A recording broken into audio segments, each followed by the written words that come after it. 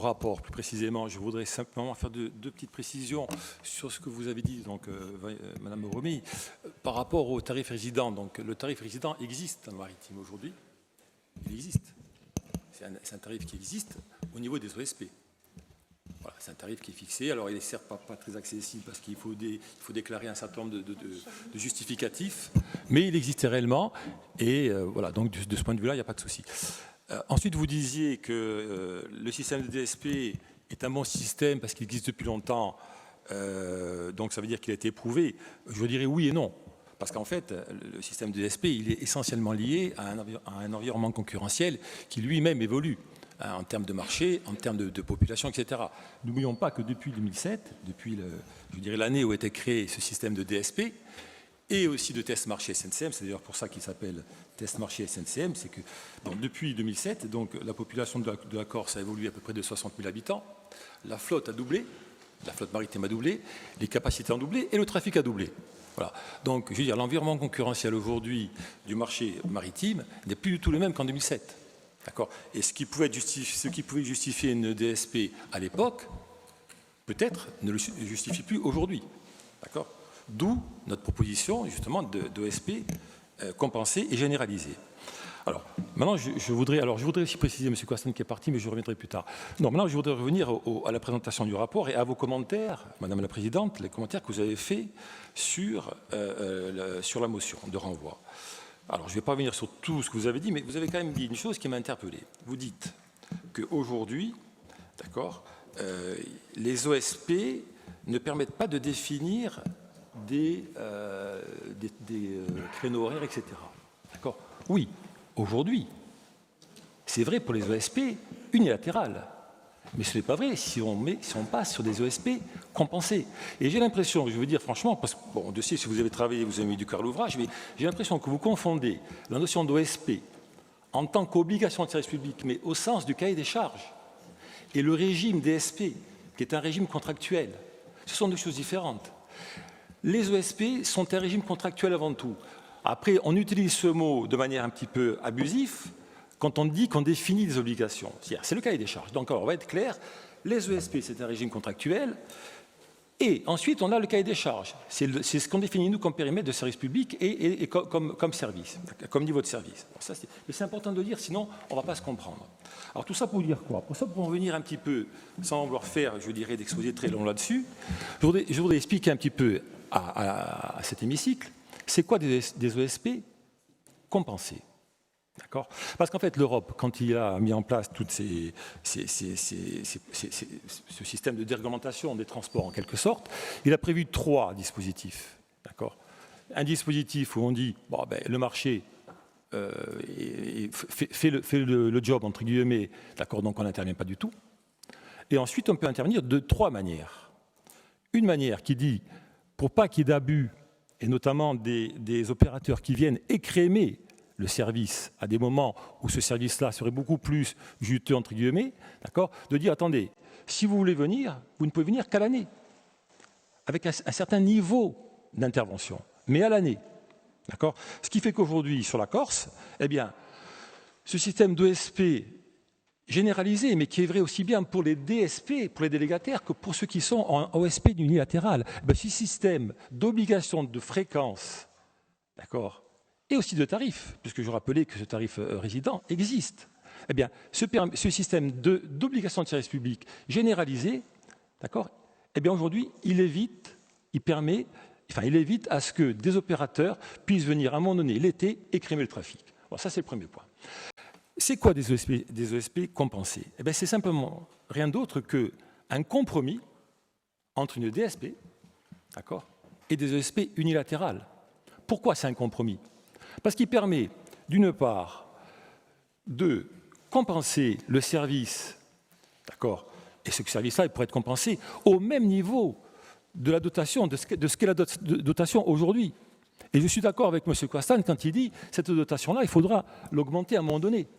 Moi, je suis partisan de dire, allez, le maritime, on est à 87, on monte à 100 millions, d'accord, et on l'indexe. On l'indexe, d'accord. On l'indexe sur des éléments de coût variables qui pourraient être le carburant ou d'autres éléments. Et là-dessus, on est complètement d'accord. Mais je voudrais aussi répondre à M. Coissane là-dessus. Pourquoi on n'a plus réindexé cette dotation depuis 2016? Pourquoi? Vous savez pourquoi? Vous pouvez me donner la réponse ou pas, vous? Non, mais moi je vous la donne. Parce qu'en 2016, il s'est passé quelque chose de complètement révolutionnaire. C'est qu'on a arrêté de financer les passagers. D'accord? Le contentieux de 2007-2013, à quoi il a servi? Il a servi à démontrer qu'à un moment donné, d'accord, on ne pouvait plus financer des passagers parce qu'il y avait un opérateur qui opérait à partir d'un port qui était à 60 km de Marseille et que la Cour administrative de Toulon, d'accord, a décrété qu'en termes de segment d'offres, d'accord, Toulon était égal à Marseille. Alors c'est vrai, d'autant plus sur les passagers. Alors je sais que vous avez des arguments pour dire que Marseille c'est mieux pour le fret parce que les plateformes logistiques sont plus proches de Marseille, mais en revanche, pour ce qui est du passager, il n'y a pas photo. C'est la même chose. Les touristes qui arrivent l'été, qui arrivent par l'autoroute, je ne sais plus comment ça s'appelle, 7, d'accord, par l'autoroute A7, eh bien, quand ils arrivent à Aix-en-Provence, qu'est-ce qu'ils font? Soit ils bifurquent vers Marseille, soit ils bifurquent vers Toulon. C'est la même chose. Et c'est important de le dire. Donc je reviens maintenant sur les OSP compensés. Quel est l'avantage des OSP compensés? C'est qu'à un moment donné, quand le marché devient de plus en plus concurrentiel, le fait de choisir un délégataire, ça devient toujours plus risqué. De plus en plus risqué. Parce que quand on choisit un délégataire, ça veut dire qu'on en laisse un autre au bord du chemin. Et souvent sur des critères qui ne sont pas toujours objectifs ou qui ne sont pas toujours justifiables. On y viendra plus tard. D'accord? Donc aujourd'hui, les OSP compensés, d'accord, ce n'est rien d'autre que de dire qu'on peut continuer à financer un service sans avoir à choisir un délégataire. Et du coup, la compensation, elle ne se fait pas en finançant des frais fixes, parce qu'on va y venir ça aussi. Elle se fait en payant le service qui est fait.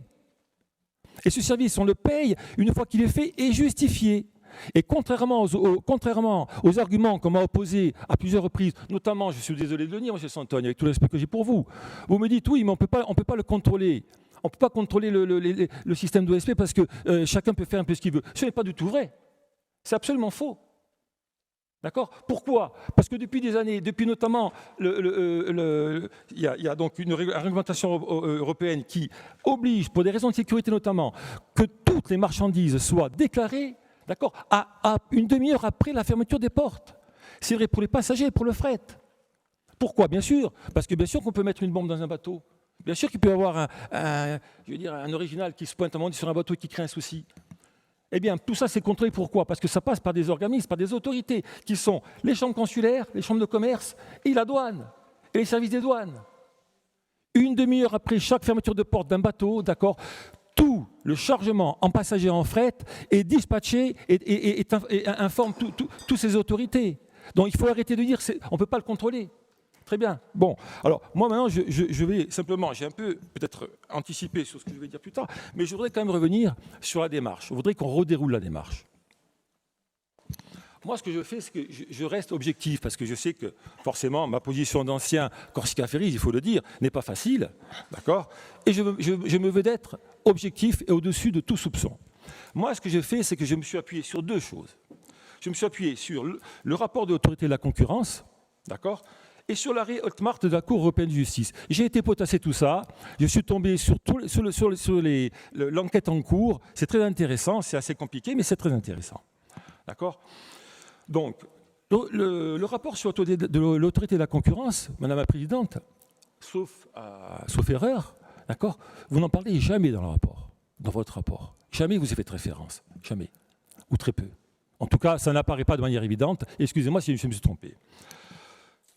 La jurisprudence Hotmart, vous la connaissez, 4 points, on va y revenir plus tard, d'accord, mais elle est quand même assez, je dirais, elle peut nous inquiéter par certains points. Alors, moi, ce que je voudrais commencer d'abord par des failles méthodologiques, d'accord, dans votre manière de définir les besoins. Donc, pour définir les besoins de service public, vous avez réalisé des tests marchés préalables censés identifier d'éventuelles carences d'offres sur la desserte de la Corse. Ces tests sont fondamentaux puisqu'ils conditionnent le choix du modèle à retenir sur chacun des lots entre DSP OSP compensé ou OSP unilatéral. Or, OSP compensé, dans votre rapport, vous n'en parlez jamais. Vous mettez systématiquement en opposition, d'accord, la DSP avec les OSP unilatérales. Bien sûr, comme on ne peut pas faire l'un, on est obligé de faire l'autre. Sauf qu'il y a une voie médiane, et vous n'en parlez pas. D'accord? Donc, sur la base des rapports d'études que vous avez conclus qu'il existait une carence effective, alors je cite, hein, vous concluez qu'il existait une carence effective d'offres de la part des opérateurs privés en place. Alors ça signifie quoi?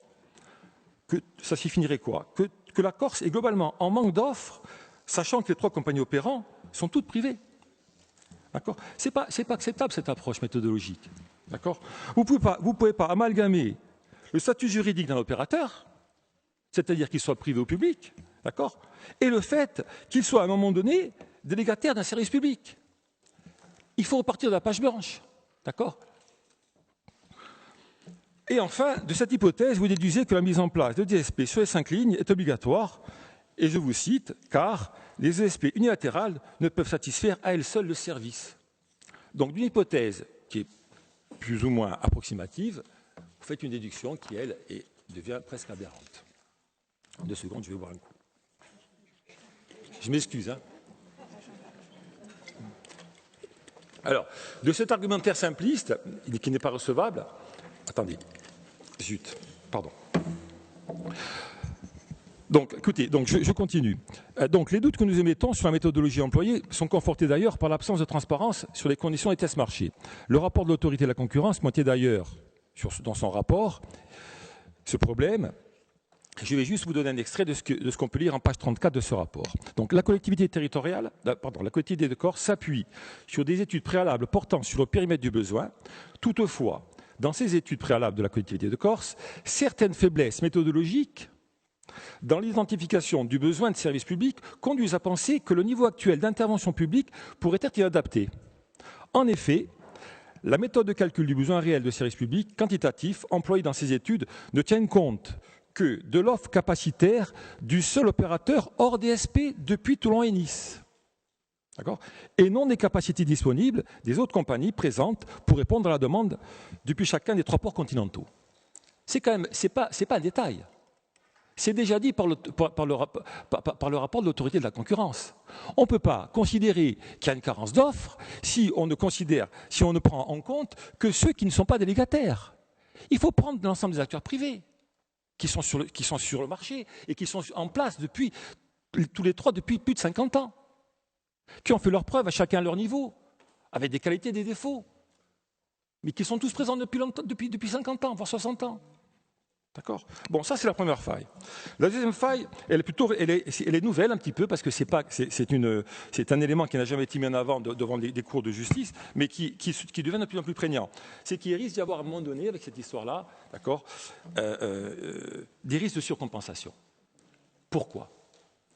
Alors là, ce n'est pas juridique, c'est économique ce que je vous dis. C'est économique, c'est de la gestion. D'accord.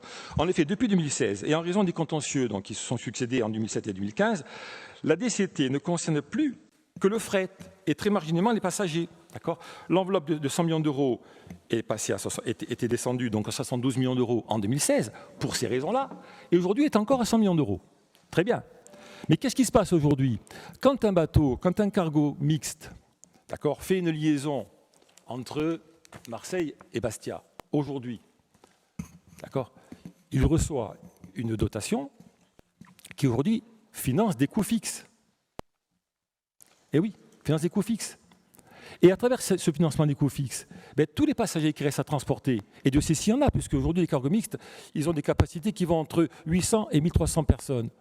Sachant que dans le cadre du service public, il n'y en a que 25 qui sont pris en charge aujourd'hui.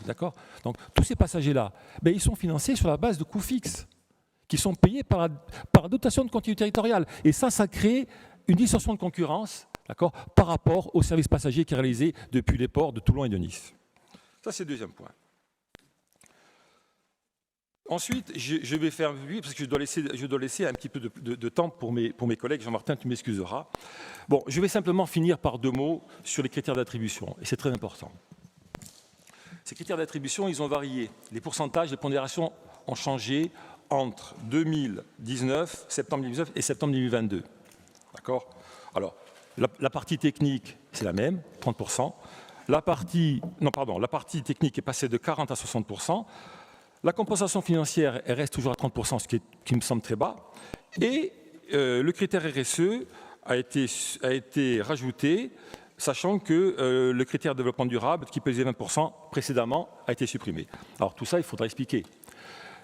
Pourquoi il faut expliquer? Parce que si vous faites des DSP sur 7 ans, d'accord, et que tous les 2 ans, les critères de pondération qui consistent qui permettent de déterminer le délégataire, le mieux disant ou le moins disant, d'accord, ça ne marche plus.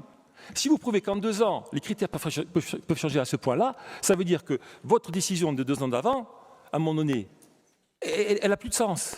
Vous comprenez? Ça veut dire que simplement que le marché, parce que je suppose que ces critères ont évolué parce que quelque part le marché évolue, notamment sur la RSE. Sauf que la RSE, elle a baissé au lieu d'augmenter. Hein, sachant que la loi Marpol est obligatoire depuis le janvier 2020. Ce qui est bizarre, le rideau augmenté, elle a baissé. C'est même un peu suspect. C'est pas grave. D'accord? Ce que je veux dire par là, c'est qu'on ne peut pas faire changer des pondérations en 2 ans, à ce point-là. Voilà. Bon, après, il y a des oublis, il manque beaucoup de choses. Vous ne parlez pas d'Italie, je reviens sur ce que dit M. Castane. Vous n'avez aucune réflexion non plus sur des traversées triangulaires qui permettraient d'économiser du carburant, d'accord? Donc un avantage économique, un avantage environnemental, d'accord, qui pourrait être fait entre Propriano et Ajaccio-Propriano, et éventuellement des Marseille, Bastia, Porto Vecchio, etc. Tout ça, c'est possible. La Covid nous a montré que c'était possible, et c'est vertueux. Voilà. Bon, en conclusion, donc vous affirmez, lettre de la Commission européenne à l'appui que nous avons appris ce matin, non pas par vous, mais par la presse, d'accord, que le modèle de certains DSP généralisés aux 5 lignes est désormais blindé juridiquement. J'en prends acte. Pour autant, êtes-vous certain d'avoir exposé à ces instances de manière complète et objective le contexte concurrentiel du marché maritime corse qui a évolué? Parce que ce n'est pas tout de dire oui, c'est bon, mais j'espère que vous avez tout bien expliqué, notamment cette histoire de risque de distorsion de concurrence et d'effet d'aubaine. Êtes-vous certain d'avoir levé définitivement tout risque de contentieux juridique sur les 2 sujets évoqués précédemment? Donc ça, je ne le répète pas. Et enfin, je vous rappelle que le courrier du commissaire reste qu'un avis avisé, une interprétation autentée. Alors j'insiste particulièrement sur votre attention sur ces points-là, car on observe déjà des divergences entre les assurances que vous avez de la part de l'Europe et malgré tout le rapport de l'autorité de la concurrence qui reste une référence.